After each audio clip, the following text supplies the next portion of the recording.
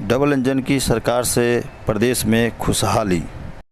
सियासत से दूर आज हम बात करेंगे उत्तर प्रदेश सरकार द्वारा जारी जन कल्याण योजनाओं से संबंधित मुद्दों से होने वाले लाभ का। इस बार हम सिर्फ लेबर कार्ड के बारे में चर्चा करेंगे, फिर दूसरी बार किसी और योजना पर। लेबर कार्ड धारकों को सरकार द्वारा अनेक प्रकार की सुविधाएं दी जा रही है। साथ ही साथ उत्तर प्रदेश को उत्तम प्रदेश भी कहा जाता है। यह उत्तम प्रदेश कैसे हैं ये तो जनता बताएगी। साथ ही साथ यह भी जानना है कि योगी सरकार में विकास की गंगा बह रही है या न हुई है, ये भी एक सवाल है।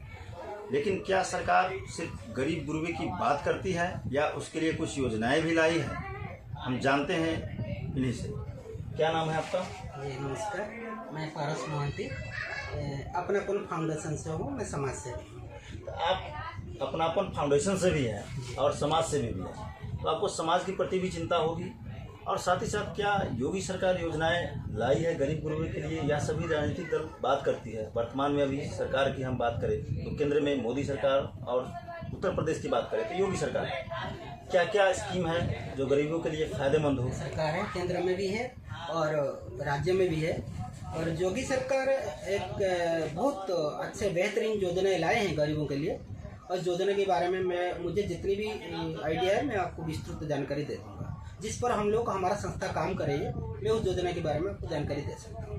क्या है उसके क्या क्या फ़ायदे हैं, साथ ही साथ उसके लिए कौन योग्य हैं, कौन इसके लिए अप्लाई कर सकते हैं और कहाँ से कर सकते हैं, इस पर थोड़ा सा प्रकाश डालिए ताकि जनता तक ये बात पहुँचे और वो इसका लाभ उठा सके। श्रमिक कार्ड बहुत अच्छा योजना है योगी जी का।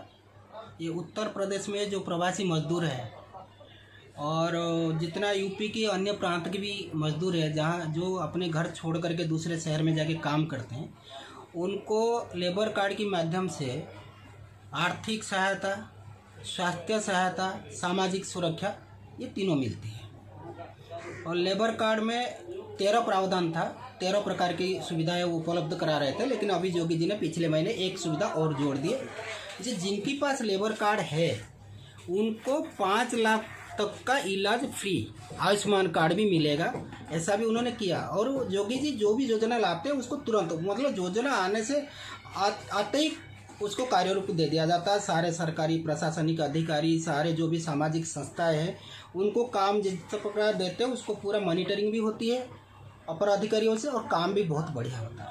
लेकिन बड़ा सवाल ये आता है कि एक आम आदमी वहाँ तक पहुँचे कैसे, कहाँ से बनवाए, ये सबसे बड़ा सवाल। देखिए, सरकार जानते हैं आप, तो तहसील में, ब्लॉक में आजकल पहले भी लोग नहीं जा पाते थे, जिस कारण योजनाएं जो काफ़ी और किताब तक सीमित रह जाता था। अब सरकार ने ऐसा कर दिया, जन सेवा केंद्र प्रत्येक गांव में, गली मोहल्ले में, शहर में हर जगह खुलवा दिया।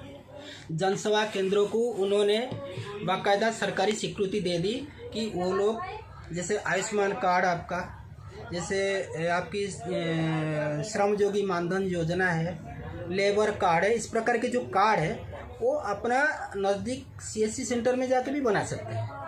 उनको कोई परेशानी नहीं है और बहुत कम पैसे लागत। जैसे आपको लेबर कार्ड बता रहा हूँ, उसमें लागत कुछ नहीं है। 3 साल का लेबर कार्ड है, 60 रुपया देने पड़ते हैं सरकार को, 20 रुपया का 1 साल की फीस लगती है। पर इसमें सुविधाएं इतनी है, अनगिनत सुविधाएं हैं, जिसमें एक लेबर के लिए सारे सामाजिक सुरक्षा, आर्थिक सुरक्षा, स्वास्थ्य के प्रति सुरक्षा, हर चीज़ में सुविधा है। अच्छा मोहंती जी, एक बार और बताएं, आप थोड़ा सा प्रकाश डालें कि बात तो हम कर रहे हैं लेबर कार्ड की जी। तो लेबर कौन है, उसके लिए कोई क्राइटेरिया है, कितने लाख तक इनकम होनी चाहिए, कैसे हैं लोग? यहाँ भी ये कन्फ्यूजन है उनका कि मैं हूँ इस योग्य या नहीं। अच्छा सर, ऐसा है कि उनको देखिए, जो संगठित मजदूर है, जो कंपनियों में काम करते हैं, लिमिटेड फार्म में काम करते हैं, वो संगठित है, तो वो लेबर में नहीं आते हैं, क्योंकि उनको PF कटता है। उनका सैलरी 15,000 के एबव होता तो वो लेबर में नहीं आते। जो ठेकेदार के पास असंगठित है, जो प्राइवेट में काम कर रहा, कोई वेल्डिंग का दुकान में काम कर रहा, कोई राशन की दुकान में काम कर रहा, कोई ठेकेदार के पास माली का काम कर रहा, कहीं सड़क का, कहीं पुताई का काम कर रहे, कोई बिल्डिंग कंस्ट्रक्शन में, वो सब लेबर में आते हैं। यानी असंगठित जो है। हाँ, जो असंगठित है। लेकिन इससे पहले तो आप कैसे उसका यहाँ पे सरकार दोनों तरफ डिफाइन कर पाएगी कि कौन संगठित है कौन असंगठित है? उसके लिए कोई पेपर्स लगते हैं क्या? अगर मान के चले मैं आपके पास गया कि मुझे लेबर कार्ड बनाने हैं, तो आप कैसे रेक्टिफाई करेंगे दोनों में कौन सही है क्या? मैं एक साधारण उदाहरण दे रहा हूँ आपको। जैसे कोई बर्तन मांजने वाली है, किसी घर में काम करे, कोई झाड़ू पोछा करे, वो मजदूरी तो है। अगर कोई ठेकेदार के पास काम कर रहा है, वो भी एक मजदूर है। ठेकेदार एक ऐसे प्लेन पेपर पे लिख दे कि मैं जानता हूँ इस बंदे को, ये साल में 90 दिन या 40 दिन मेरे पास काम किया है, वो बस इतने प्रमाणित कर दे ये मजदूर है, और वो मजदूर का कार्ड बन सकता है। पर उसमें यह है कि मजदूर को कुछ डॉक्यूमेंट प्रोवाइड करने पड़ते हैं। उसका आधार कार्ड भारत का किसी भी प्रांत का हो, ऐसा जरूरी नहीं कि यूपी में अगर वो लेबर कार्ड बना रहा तो यूपी का आदमी, ऐसा नहीं है। प्रवासी मजदूर जो होते हैं बिहार के, बंगाल के, उत्तर प्रदेश के, अन्य प्रांत के, राजस्थान, हरियाणा, पंजाब, ऐसे जो लोग यहाँ आके मजदूरी कर रहा तो वो कार्ड बना सकता है। उसका आधार कार्ड देना जरूरी है, उसका बैंक अकाउंट जरूरी है, एक फ़ोटो और परिवार के 2 सदस्य का डॉक्यूमेंट वो उपलब्ध कराया गया। 2 सदस्य का आधार नंबर और उनका उम्र और नाम। तो इसमें सवाल ये भी बन के आ रहा है कि ठेकेदार जो है कौन होगा? अगर कोई ठेकेदार जहाँ हम काम कर रहे हैं या नहीं कर रहा उसके यहाँ, वो भी लिख के दे दे कि मेरे यहाँ नहीं हुआ, तो क्या उनका बन जाएगा? देखिए, अभी सरकार, आप भी जानते हैं, मोदी सरकार ने कर दिया कि नागरिक के ऊपर भरोसा रखना चाहिए, और योगी सरकार भी इसी शपथ में वो अपनी नागरिक पर भरोसा रखते हैं। वो जानते हैं मेरा नागरिक झूठ नहीं बोलेगा। और लेकिन बहुत देखो, कोई अगर उसमें क्या है कि 100 घोषणा पत्र होता है, उसमें लिखा जाता है कि मैं जो कागज़ आपको दिया हूँ ये सत्य है, अगर इस पर कोई गलत पाया गया तो कानून की इस प्रावधान के अंतर्गत मुझे दंड मिलेगा। उसमें एक 100 घोषणा पत्र भी सम्मिलित किया जाता है। अगर कोई गलत काम करता है, बाद में कभी अगर पकड़ में आता है, तो उसको सरकार की उसकी प्रावधान उसकी कानूनी कार्रवाई की जा सकती है। इस तरह गलत कार्य ना करें। हाँ। और क्या क्या योजना है योगी सरकार की बात करें, अगर संक्षेप में अगर थोड़ा बता दें सिर्फ कि हाँ ये योजना सर, इसमें क्या है मैं आपको बता दूं। इसमें जो मातृत्व, शिशु और बालिका का वो योजना है, इसमें मतलब 13 है, इसमें मेरे पास ही पेपर है। देखिए, मातृत्व, शिशु और बालिका मदद योजना जो लेबर कार्ड में जो आपको उपलब्ध हो रही है, उसमें क्या होता है, जो पंजीकृत महिला श्रमिक है और वो संस्थागत काम करते, संस्थागत जैसे कहीं काम कर कोई लेबर जिसके पास पंजीकृत कार्ड है, और उसको जैसे प्रसव की दशा में उसको 3 महीने की जो सरकार की न्यूनतम मूल्य आधारित मजदूरी है, उसी अनुसार उसको 3 महीने की समतुल्य पैसा उसके खाते में डाले जाएंगे, और प्लस 1000 रुपया उसको बोनस दिया जाएगा। धनराशि जो 1000 रुपये उसको चिकित्सा बोनस दिया जाएगा। किसको? महिला श्रमिक को। ठीक है। और अगर पुरुष श्रमिक है तो उसको 6000 रुपया 2 किस्तों में दिया जाएगा। जैसे कोई पुरुष श्रमिक है और उसके घर में बच्चे पैदा होने वाले हैं, अगर वो आवेदन करता है तो सरकार उसको 6000 रुपया 2 किस्त में देता है। अच्छा, एक चीज़ और मैं बीच में इंटरप्ट कर रहा हूँ कि जो अकाउंट होना चाहिए वो क्या जनधन योजना है वो अकाउंट या कोई भी अकाउंट? नहीं, ऐसा कुछ नहीं, कोई जनरल अकाउंट होना चाहिए, उसमें कोई भी अकाउंट हो, उसमें आधार लिंक होनी चाहिए। तो अब अगर कोई लेबर कार्ड बना रहा है तो उसको कितने पैसे, मतलब स्टार्टिंग से क्या मिल रहा है, कितना मिलता है? सर, मैं आपको बताऊं, जो लेबर कार्ड बनाते हैं, आपको मैं योजना के बारे में बता रहा हूं। अगर उसके घर में लड़की पैदा होती है तो उसको साल का 15,000 करके 2 साल की आपको पृष्ठ से बच्चे के लिए 30,000 रुपये मिलते हैं 2 साल के। 1 साल का 15,000, 1 साल का 15,000। अगर लड़का पैदा होता है 1 साल का 12,000, दूसरे साल का 12,000, ऐसे परिवार को मिलता है।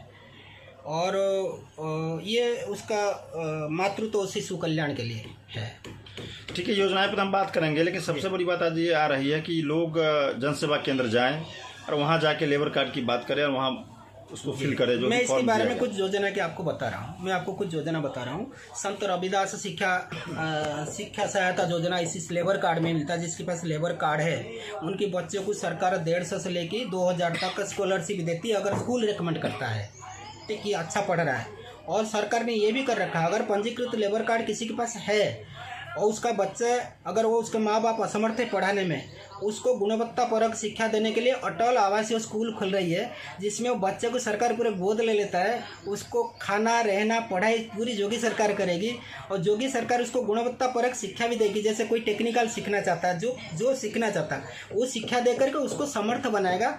और इस योजना के अंतर्गत क्या है, जो बाल मजदूरी बढ़ रहा है वो कम हो जाएगा। जो गरीब बच्चे हैं, माँ बाप पाल नहीं पा रहे, वो सरकार उनको गोद ले लेगा और उनको लेके आवासीय में पढ़ाएगा। यानी आप ये कह सकते हैं कि सरकार की जो विजन है, योगी सरकार की जो दूरगामी जो सोच है वो बहुत अच्छी है, बहुत अच्छी है। आने वाले भविष्य में बच्चे अगर स्किल्स उनका सही रहेगा तो आगे जाके काम करेंगे और जो बेरोजगारी फैल रही वो रुक जाएगी। और इसमें देखिए, और वो आपदा सहायता राशि भी आती है। आपदा सहायता राशि भी आती है। जैसे अभी आपकी कोरोना काल में उन्होंने देखा कि काफ़ी जो प्रवासी मजदूर है वो हॉस्पिटल जा नहीं पा रहे, उनके पास पैसे नहीं है खर्च के लिए। उन्होंने तुरंत योगी सरकार ने 5 लाख रुपया का अनुदान राशि घोषणा कर दी। जिसके पास मजदूरी कार्ड है, पंजीकृत श्रमिक है, असंगठित, तो उनको कोई भी बात होता 5 लाख का उनको उन्होंने आयुष्मान कार्ड इश्यू कर दिया। अभी तुरंत हो रहा सारे, हमारे यहाँ पे जिला कार्यालय में लोग जा रहे हैं, बनवा रहे हैं। और यहाँ पे देखिए हमारा बाहर भी हमारा कैंप लगा हुआ है, आयुष्मान कार्ड निःशुल्क बन रहे हैं। पूरी एक घर से जाके आशा कर्मी, आशा बहनें, ANM, प्राथमिक स्वास्थ्य केंद्र का जो डॉक्टर होते हैं वो उनकी देखरेख में पूरा हो रहा है। यहाँ पे सरकार की इतनी ज़्यादा शक्ति है कि कलेक्टर साहब खुद अपनी निगरानी में सब करवा रहे हैं। बहुत अच्छा लगा आपसे मिलकर, और साथ ही साथ आपने जन कल्याण की बात भी की, जो सरकार की योजनाएं हैं वो लोगों तक कैसे पहुंचे, आपने इससे विस्तृत जानकारी भी रखी। साथ ही साथ अपेक्षा आपसे ये जरूर रखी जाएगी कि जो भी सरकार की सुविधाएं जो जनता के हक में आ रही है आप लोगों तक जरूर पहुंचाएं। जी, थैंक यू।